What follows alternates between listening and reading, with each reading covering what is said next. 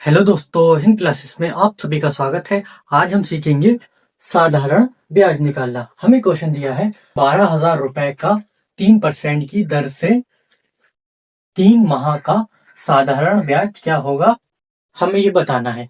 इसके लिए एक छोटा सा फॉर्मूला होता है, पहले हम उसको लिखेंगे। देखो, ब्याज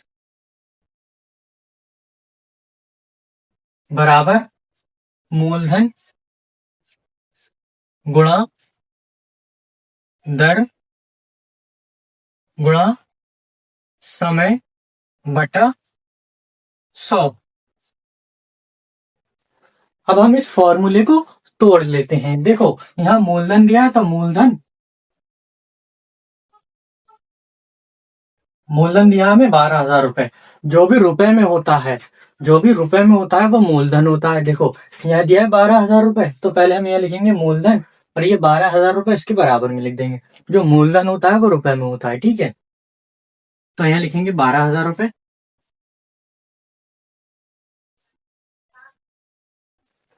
जो मूलधन होता है वो रुपए में होता है। हमने मूलधन लिख लिया। अब हम लिखेंगे दर। दर दी है हमें 3% की। पहले यहाँ लिखेंगे दर। दर बराबर कितने परसेंट की? 3% की दर। तो 3% की दर और समय 3 माह का दिया है। ये समय लिखा है, यहाँ सा लिखो। सा बराबर 3 माह। देखो, 3 माह का समय दिया है हमें। जो हमें समय दिया है वो हमें 3 माह का दिया है। देखो, एक बार इसको और समझ लो। जो मूलधन होता है वो रुपए में होता है और जो दर होती है वो परसेंटेज में होती है। हमें 3% की दर यहाँ पर लिखा है। और जो हमारे पास समय होता है वो या तो माह में दिया होगा या वर्ष में दिया होगा। जो भी हमें समय होगा यहाँ पर, जो भी हमें समय होगा वो या तो वर्ष में दिया होगा या माह में दिया होगा। अगर समय हमें माह में दिया है, यहाँ हमें 3 माह दिया है, तो उसके बटे में हमेशा 12 आएगा। देखो, यहाँ हमें 3 माह दिया है तो यहाँ लिखेंगे 3/12। ऐसा मैंने क्यों करा? क्योंकि यहाँ पर माह दिया है। अगर यहाँ 3 वर्ष दिया होता तो हम कुछ भी नहीं करते, उसको वैसे का वैसे ही रहने देते। 3 वर्ष होता तो 3 वर्ष को वैसे ही रहने देते। लेकिन अगर यहाँ 11 माह भी है, अगर वहां पर 11 माह भी हैं तो क्या करते? 11/12 आ जाता। जैसे 3/12 आया वैसे 11/12 आ जाता, ठीक है, 11 तक। और वो 12 हो जाता तो वैसे ही वो 1 साल हो जाता, ठीक है ना। तो चलिए अब हम सवाल करते हैं। जो भी हमें वैल्यू दी है वो इसके अंदर हम भर देते हैं, फॉर्मूला के अंदर, ठीक है। तो ब्याज बराबर, देखो,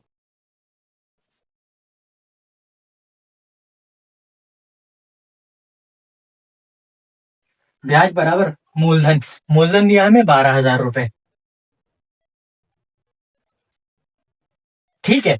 दर, दर दिया हमें 3% की। गुणा लिखो, दर कितनी दी है? 3% की, तो यहाँ 3 लिख दो, ठीक है। गुणा का चिन्ह लगाओ। समय, समय हमें दिया है 3/12, तो 3/12 और इसके बटे में चल रहा है 100, तो एक बटे का निशान। इसके बटे में चल रहा है 100, तो 100 को ऐसे उतार दो। एक सिंपल तरीके से काटो। जब भी ऊपर और नीचे होते हैं, देखो, जब गुणा में ऊपर होते हैं और नीचे बटे में होते हैं तो वो कटते हैं। इस बात को अपने दिमाग में अच्छे से डाल लो। देखो, ये 2 जीरो मैंने काट दिए। मेरे पास क्या बचा? 120 × 3 × 3/12। अब इस 12 से 12 को काटो। देखो, 12 से एक बार में चला गया और ये चला जाएगा 10 बार में। मेरे पास क्या बच गया? 10 × 3 × 3। इसको लिख दो,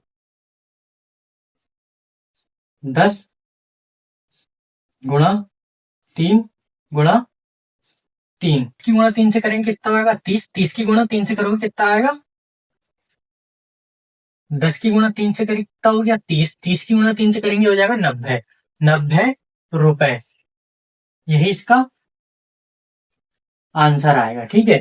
जो हमारे पास साधारण ब्याज निकल के आया वो कितना आया? 90 रुपए। जो हमारे पास साधारण ब्याज निकल के आया वो आया 90 रुपए। चाहे तो आप इसका स्क्रीनशॉट ले सकते हैं। ऐसी और वीडियो देखने के लिए like, share, comment and subscribe जरूर करें।